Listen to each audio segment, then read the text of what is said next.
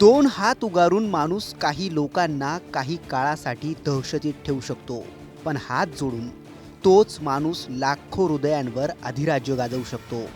हाच फरक कळलेला आणि न कळलेल्या दोन्ही व्यक्ती तुम्ही एकाच फ्रेममध्ये पाहू शकतात. ज्या राकेश किशोरांनी सरन्यायाधीश भूषण गवईंवर बूट हल्ला केला, भर न्यायालयात कायदा पायदळी तुडवला, त्याच वकिलाला भेटून त्याला भारतीय संविधान आणि महामानव डॉक्टर बाबासाहेब आंबेडकरांची प्रतिमा निलेश लंकेंनी भेट दिली आहे. कोई घटनाक्रम कुछ भी नहीं हुआ, उस समय जाने दीजिए। केवल इतना हुआ कि वहाँ पर मुझे डीसीपी और एसीपी के ऑफिस में 3-4 घंटे पूछताछ होती रही। मैं नहीं जानता कौन कौन ऑफिसर थे, लेकिन उनका बहुत बहुत धन्यवाद है कि उन्होंने एक बार चाय और बिस्किट भी मुझे खिलाए और एक बार लंच भी कराया, पानी को पूछते रहे। ये सब मैं उनका उपकार मानता हूँ। बहुत सारे धर्मों के खिलाफ जो दूसरे समुदाय के लोग हैं, आप सब जानते हैं वो लोग कौन हैं, उनके खिलाफ जब कोई केस आता है तो बड़े बड़े स्टेप, जैसे मैं एग्जाम्पल देता हूँ, हल्द्वानी में रेलवे की ज़मीन पर एक विशेष समुदाय का कब्जा है। जब उसको हटाने की कोशिश की गई तो सुप्रीम कोर्ट ने स्टे लगा दिया 3 साल पहले, जो आज तक लगा हुआ है। लेकिन ये बात है कि मैं पहले से सोच के इसलिए गया था क्योंकि 16 सितंबर के बाद से मुझे नींद नहीं आ रही थी और कोई परमात्मा की शक्ति मुझे नींद से उठा उठा के कहती थी कि भाई ये क्या कर रहे हो, तुम सो रहे हो, देश जल रहा है, तुम सो रहे हो। तो इसलिए मुझे ये करना पड़ा. या देशातलं संविधान सर्वसमावेशक आहे. रक्ताचा एकही थेंब न सांडता घडवून आणलेली ती सगळ्यात मोठी क्रांतीच आहे. राकेश किशोर यांनी त्याच संवैधानिक पदावर बसलेल्या माणसाची अवहेलना केली. त्यामुळे निलेश लंकेंनी तेच संविधान राकेश किशोर यांना गिफ्ट केलंय. यामुळेच हीच तर खरी गांधीगिरी आहे ना, अशा चर्चांना उधाण आलंय. निलेश लंकेंनी हा फोटो स्वतः आपल्या फेसबुकवर अपलोड केलाय. त्यात त्यांनी लिहिलंय की संविधानाचा अपमान म्हणजे भारताच्या आत्म्याचा अपमान. सन्माननीय सरन्यायाधीश माननीय भूषणजी गवई यांच्यावर बूट फेकण्याची घटना ही केवळ एका व्यक्तीचा अवमान नसून तो भारतीय संविधान, न्यायव्यवस्था आणि देशाच्या लोकशाही मूल्यांचा अवमान आहे. दिल्लीतील वकील राकेश किशोर यांच्या निवासस्थानी जाऊन त्यांना आज मी भारतीय संविधानाची प्रत आणि भारतरत्न डॉक्टर बाबासाहेब आंबेडकर यांचं छायाचित्र भेट दिले. ज्यांच्या हातात कायद्याचं ज्ञान आहे त्यांनी जर अशा प्रकारे असंवैधानिक वर्तन केलं तर समाजात चुकीचा संदेश जातो. आपण सर्वजण आज जे स्वातंत्र्य, प्रतिष्ठा आणि अधिकार उपभोगतो ते या संविधानामुळे शक्य झाले. मी राकेश किशोर यांना सांगितलंय की आपण संविधानाचं रक्षण केलं पाहिजे. यासाठी बूट उचलण्याची गरज पडत नाही, तर विचाराने चालण्याची आवश्यकता आहे. भारतरत्न डॉक्टर बाबासाहेब आंबेडकर यांचे विचार आणि संविधानाचं तत्त्व हीच खरी मानवी मूल्य जपण्याची शस्त्र आहेत. माननीय सरन्यायाधीश भूषण गवई यांच्यावर झालेल्या या अवमानकारक कृत्याचा मी तीव्र शब्दात निषेध करतो. संविधान आणि लोकशाही रक्षणासाठी आपण सर्वांनी एकत्र यावं ही माझी भूमिका आहे. डॉक्टर बाबासाहेब आंबेडकर यांनी घडवलेलं संविधान हे भारताचं हृदय आहे. ते धडधडत राहिलं तरच भारत जिवंत राहील. लंकेंच्या या पोस्टनं आणि कृतीनं अनेकांचं लक्ष वेधलंय. द्वेषाला प्रेमानं उत्तर द्यायची भाषा सध्या चांगलीच चर्चेत आहे. लंकेंच्या या कृतीला कुणी गांधीगिरी म्हणतंय, तर कुणी वकिलाला न मारताच लगावलेली सनसनीत चपराक म्हणतंय. असं सगळं असलं तरी वकिलाने केलेल्या त्या कृतीबद्दल काय स्पष्टीकरण दिलं होतं तेही ऐका. मेरा पहला सवाल आपसे है कि जिस तरह से कल सुप्रीम कोर्ट में घटना हुई, क्या कहेंगे सर, ऐसा क्या हुआ कि आपको ये करना पड़ा? बात यह है कि मैं बहुत ज़्यादा आहत हुआ कि 16 सितंबर को चीफ जस्टिस के कोर्ट में एक PIL किसी व्यक्ति ने दाखिल की, तो गवई साहब ने उसका जो है पूरी तरह से पहले तो मजाक उड़ाया. मजाक इन द सेंस कि ये कहा कि भाई आप मूर्ति से प्रार्थना करो, जाके आइडल से कहो कि वो अपना सर खुद रिस्टोर कर ले. जबकि हम देखते हैं कि यही चीफ जस्टिस बहुत सारे धर्मों के खिलाफ जो दूसरे समुदाय के लोग हैं, आप सब जानते हैं वो लोग कौन हैं, उनके खिलाफ जब कोई केस आता है तो बड़े बड़े स्टेप, जैसे मैं एग्जाम्पल देता हूँ, हल्द्वानी में रेलवे की ज़मीन पर एक विशेष समुदाय का कब्जा है। जब उसको हटाने की कोशिश की गई तो सुप्रीम कोर्ट ने स्टे लगा दिया 3 साल पहले, जो आज तक लगा हुआ है। ऐसे ही नुपुर शर्मा का जब मामला आया तो कोर्ट ने कह दिया आपने माहौल ख़राब कर दिया। ये सब तो कहते हैं, रोक लगाते हैं, वो सब करते हैं, बिल्कुल ठीक है। लेकिन जब हमारे सनातन धर्म से रिलेटेड कोई मामला आता है, चाहे वो जल्लीकट्टू हो, चाहे वो दही हांडी की ऊंचाई तय करनी हो, या कोई भी मुद्दा हो छोटा मोटा, तो उसके ऊपर वो जरूर ऐसा कोई ना कोई ऑर्डर पास करते चली आ रही है ये सुप्रीम कोर्ट, जिससे कि मैं बहुत दुखी हूँ कि ऐसा इन्हें नहीं करना चाहिए। ठीक है, उस आदमी को रिलीफ नहीं देनी थी, मत दीजिए, मगर मजाक भी मत कीजिए उसका। फिर उससे कहा कि आप जाके मंदिर की उसी मूर्ति के सामने मेडिटेट करें। हम कोई ऑर्डर, अन्याय ये इनजस्टिस ये किया कि उसके रिट पिटीशन को खारिज भी कर दिया। तो इन चीज़ों से लेकर मैं बहुत आहत था। वैसे मैं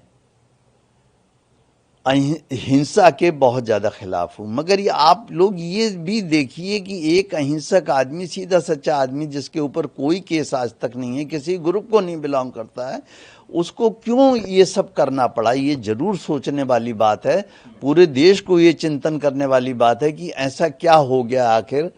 मैं भी कम पढ़ा लिखा नहीं हूँ, मैंने भी MSc PhD LLB, मैं भी गोल्ड मेडलिस्ट हूँ। ऐसा नहीं है कि मैं नशे में था या मैंने कोई गोलियां खा रखी थी और मैं कुछ करके आया, ऐसा कुछ भी नहीं है। उन्होंने एक्शन किया, मेरा रिएक्शन था, ये जो भी था। तो आप इसके लिए जैसे लेना चाहें लीजिए। आई एम फ्री टू से दिस थिंग कि मैं फियरफुल नहीं हूँ किसी चीज़ के लिए, ना मुझे कोई इस बात का अफसोस है कि क्या हुआ क्या नहीं हुआ। सर एक सवाल ये है कि कल आप सुप्रीम कोर्ट जब गए तो क्या आपका कोई मैटर लगा हुआ था, या फिर आप पहले से सोच के गए थे कि हाँ? नहीं, मेरा मैटर नहीं लगा हुआ था, लेकिन ये बात है कि मैं पहले से सोच के इसलिए गया था क्योंकि 16 सितंबर के बाद से मुझे नींद नहीं आ रही थी, और कोई परमात्मा की शक्ति मुझे नींद से उठा उठा के कहती थी कि भाई ये क्या कर रहे हो, तुम सो रहे हो, देश जल रहा है, तुम सो रहे हो। तो इसलिए मुझे ये करना पड़ा। कल की तैयारी मेरी थी ये कि मैं 2 दिन, मैं हार्ट का पेशेंट हूँ, वाल्व मेरा एक पूरी तरह से ख़राब है, जिसका अब मुझे रिप्लेसमेंट कराना है। अपोलो में मेरा पिछले 7-8 साल से इलाज चल रहा है हार्ट का। मैं 2 दिन की दवाएं लेके गया था, क्योंकि मुझे मालूम है कि पुलिस के इंतजाम में इसमें उसमें देर लगेगी। और मैं ये भी सोच, मुझे तो बड़ा ताज्जुब है कि चीफ जस्टिस ने मुझे छोड़ दिया। मैं इसे उनका उपकार मानूं, एहसान मानूं कि क्या मानूं, ये मैं नहीं समझ पा रहा हूँ। छोड़ दिया, उनकी मर्जी है। तो कल आप जब कोर्ट रूम में गए, CJI कोर्ट रूम में, तो उसके बाद क्या घटनाक्रम हुई, आपने क्या? कोई घटनाक्रम कुछ भी नहीं हुआ, उस समय जाने दीजिए। केवल इतना हुआ कि वहाँ पर मुझे DCP और ACP के ऑफिस में 3-4 घंटे पूछताछ होती रही। मैं नहीं जानता कौन कौन ऑफिसर थे, लेकिन उनका बहुत बहुत धन्यवाद है कि उन्होंने एक बार चाय और बिस्किट भी मुझे खिलाए और एक बार लंच भी कराया, पानी को पूछते रहे। ये सब मैं उनका उपकार मानता हूँ। लेकिन सर एक सवाल ये है कि लोकतंत्र का एक स्तंभ होता है जुडिशरी, और जुडिशरी का सबसे ऊंचा पद CJI। तो आपको लगता नहीं कि CJI के ऊपर इस तरह से करना? नहीं, क्या करना क्या न करना वो जाने दीजिए, मैं उसमें नहीं पड़ता। मगर CJI को भी ये सोचना चाहिए कि इतने ऊंचे संवैधानिक पद पर जब वो बैठे हुए हैं, पूरी कोर्ट में हर वकील, काबिल से काबिल वकील उन्हें मी लॉर्ड कह रहा है, तो उन्हें मी लॉर्ड के माने समझने चाहिए। मी लॉर्ड का क्या मतलब, वो उसकी गरिमा रखनी चाहिए। भाई ये है, किसी को आप भीख नहीं दे सकते तो उसका बर्तन तो मत तोड़ दीजिए, उसको इतना जलील तो मत कर दीजिए कि भगवान के सामने मेडिटेट करो। फिर इतना ही कह दिया तुमने, कुछ नहीं। आगे तुम मॉरिशस जैसे देश, दूसरे देश में बोल रहे हो जाके कि देश बुलडोज़र से नहीं चलेगा। अरे मैं क्वेश्चन है मेरा CJI से भी और जितने मेरा विरोध कर रहे हैं कि मुझे बताइए कि जिन लोग, मैं बरेली का पैदा हुआ हूँ, बरेली कॉलेज से मैंने BSc किया है, मैं बरेली में बड़ा पला हूँ, मेरा मकान है बरेली में, मेरे पेरेंट्स रहते थे। मुझे ये बता दो कि जिन लोगों के खिलाफ बुलडोज़र चला रहे हैं, उन्होंने सरकार की संपत्तियों पे कब्जे कर रखे हैं, बड़े बड़े महल बना रखे हैं, होटल बना रखे हैं, मैरिज के लॉन बना रखे हैं, उन्होंने, उनके खिलाफ क्या योगी जी जो बुलडोज़र चला रहे हैं वो कार्रवाई गलत है? उन्होंने अवैध ज़मीनों पर कब्जा कर रखा और तुम रोक लगाते जा रहे हो, हाई कोर्ट सुप्रीम कोर्ट वाले। तुम ये नहीं सोच रहे हो कि तुमने हल्द्वानी में जो ज़मीन रेलवे की, मैं हल्द्वानी भी जा चुका हूँ, मैंने वो झुग्गी झोपड़ियाँ भी देखी हैं। आपने हल्द्वानी के रेलवे लाइन के दोनों तरफ ये पड़े हुए हैं, उस पर 3 साल से रोक लगा कि यही सुप्रीम कोर्ट बैठा हुआ है। बोलिए क्या उनके लिए, जब एक अवैध संपत्ति है तो उस पर काहे की जरूरत है, क्या जरूरत है? आप बाद में वो केस लेके आते हैं, आप उस केस को डिसाइड कीजिए कि भाई ये जमीन इनकी थी, वापस कर दीजिएगा उन्हें। मगर ये तो नहीं कि पहले से ब्लैंकेट बैन कर दिया कि साहब इस पर बुलडोजर नहीं चलेगा। इन सब चीज़ों से मैं आहत हूँ और रहूँगा। सर इसके अलावा एक सवाल ये भी है कि सनातन के खिलाफ भी बोलने वालों की संख्या बढ़ती जा रही है, इस पर आपका क्या कहना है?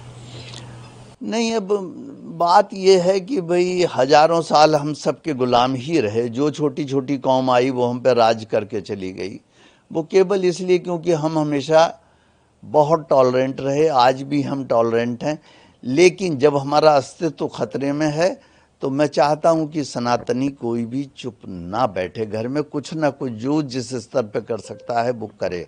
मैं उकसा नहीं रहा हूं, मगर मैं ये जरूर चाहूँगा कि अपने हितों का ध्यान जरूर रखें, हम भी, हमारे पॉलिटिशियंस भी, पुलिस भी, जुडिशरी भी।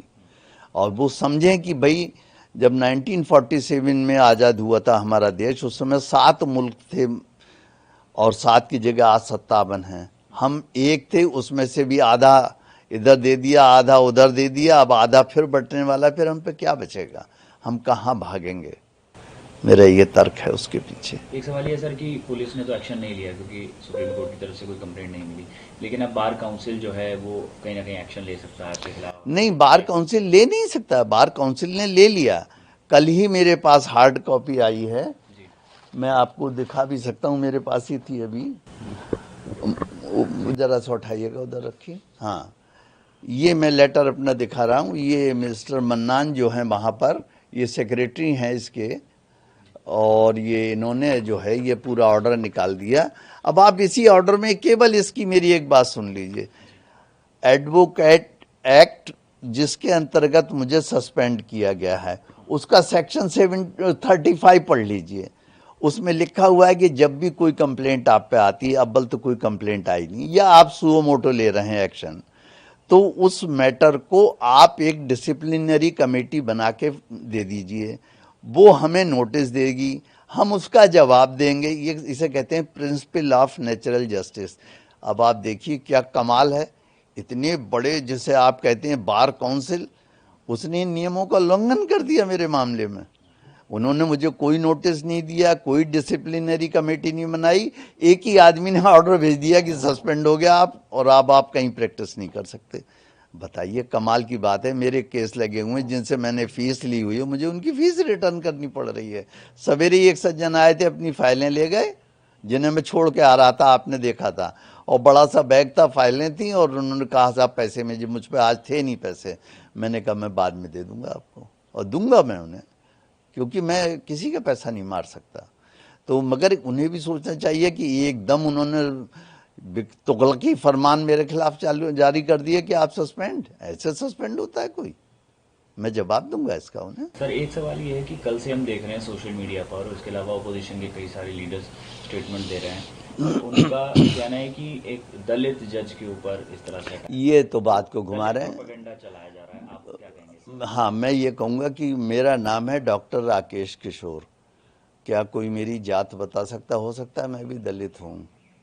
तो ये तो एक तरफा बात हो गई कि आप इस बात का फ़ायदा उठा रहे हैं कि वो दलित, तो वो दलित नहीं हैं। सबसे पहले सनातनी थे, हिंदू थे, हिंदू दलित थे वो, और इसके बाद उन्होंने सब कुछ छोड़ के बौद्ध धर्म अपना लिया, वो भी मुझे मालूम है। और वो ये भी मालूम है कि उनके बौद्ध धर्म अपनाने के बाद अगर वो हिंदू धर्म से अपने आप को समझते हैं कि मैं बाहर निकल आया, तो अब दलित कहाँ रह गए? ये तो मानसिकता की बात है। और ये जितने दलित कह के है, ये तो आप देख रहे हैं कि लोग इसी सरकार को गिरा के और चाहते हैं कि देश फिर से गुलाम हो जाए। ये उनकी राजनीति है, करते हैं दीजिए। मेरा दलित उलित कुछ नहीं है। इसके अलावा सर एक ये भी है चीज़ें कि कुछ लोग, एक ये तबका है कि वो ये कह रहा है कि एक इंसिडेंट हुआ, उसमें पुलिस ने कोई एक्शन नहीं लिया, सुप्रीम कोर्ट ने कोई एक्शन लिया, अब आगे लोगों का मनोबल बढ़ेगा, इस तरह के इंसिडेंट बढ़ सकते हैं, आपको लगता है? नहीं, ये इंसिडेंट बढ़ सकते हैं, इसका कोई, अरे इसका क्या महत्व है? जजेस को भी अपनी सेंसिटिविटी बढ़ानी चाहिए। लाखों करोड़ों केस पड़े हुए हैं, पेंडिंग हैं, क्यों पड़े हुए हैं? मैं आपको एक छोटा सा एग्जाम्पल और देता हूँ। एक मेरे फ्रेंड है, उनका कड़कड़डुमा कोर्ट में मोटर व्हीकल एक्ट का चल रहा है केस। एक्सीडेंट हो गया था, और कब? जब वो 2002 में वो लगी हुई थी, क्या कहते हैं, कोरोना काल था। और उसमें साफ उसने खुद कहा है, विक्टिम ने, कि मैं रॉन्ग साइड से मोटरसाइकिल लेके आ रहा था, हेलमेट नहीं लगाए हुए था, ड्राइविंग लाइसेंस नहीं था, और एक्सीडेंट के सीन पे कोई स्क्रैचिंग निशान नहीं है पहियों के। जब मैंने जज की पिछली बार मैं गया उनकी अदालत में, मैंने कहा हुजूर ऐसे, तो उन्होंने कहा आप क्या चाहते हैं मैं अभी केस ख़त्म कर दूं? कमाल है भाई, ये तो प्राइमा फेसाई चीज़ है कि अगर आदमी ये गलत आ रहा है, ड्राइविंग लाइसेंस नहीं है, मोटरसाइकिल चला रहा है, और गाड़ी के एक्सीडेंट भी ऐसे नहीं, उसको वो तो गिरा मोटरसाइकिल से, उसकी पैर की हड्डी टूट गई। ये तो नहीं थी कि हमारी गाड़ी का पहिया चढ़ गया और हड्डी के टूट के कुर्चा कुर्चा हो गया और जरा जरा सी चिप्स उधड़ गई उसकी, कुछ नहीं हुआ, ना मोटरसाइकिल डैमेज हुई ना कार डैमेज हुई। अब इस पे आप केस 4 साल से चल रहा है, और वो जिसके खिलाफ चल रहा है वो बहुत बड़े हॉस्पिटल में बेचारे डॉक्टर हैं, वो हर डेट पे हाथ जोड़ कर खड़े हुए हैं वहाँ पे। तो ये इस तरह से केस के प्रोसेस ऐसे बना लिए हैं कि बढ़ाते चले जाओ, बढ़ाते ही चले जाओ ऐसे, तो इसमें कोई क्या करेगा। सर एक आखिरी सवाल, क्या जो घटना हुई कल की, क्या अफसोस है सर आपको? बिल्कुल अफसोस नहीं है, ना ना ना ना ना, मैं माफ़ी मांगने वाला हूँ, ना मुझे अफसोस है। मैंने कुछ भी नहीं किया है। आप मेरे ऊपर सवाल उठा रहे हैं, परमात्मा ने जो करवाया वो मैंने किया, मैं करता नहीं, महज साक्षी हूँ। वो उसने करवाया, उसकी इच्छा पूरी हो, उसकी इच्छा होगी कि मैं जेल जाऊं या मुझे फांसी लगा दी जाए या मुझे मार दिया जाए, तो वो परमात्मा की इच्छा है। मैं कहता हूँ वो परमात्मा की इच्छा पूरी हो। मैं 72 साल का हो गया हूँ, अब मैं कब तक झेलूंगा इस तरीके की घटनाएं, ये मुझे आप बता दें। वकिलाला न झालेला पश्चाताप आणि लंकेंनी त्याला दिलेलं संविधानाचं गिफ्ट, याबाबत तुम्हाला काय वाटतं आणि लंकेंच्या या कृतीला तुम्ही काय नाव द्याल? कमेंट करून नक्की कळवा.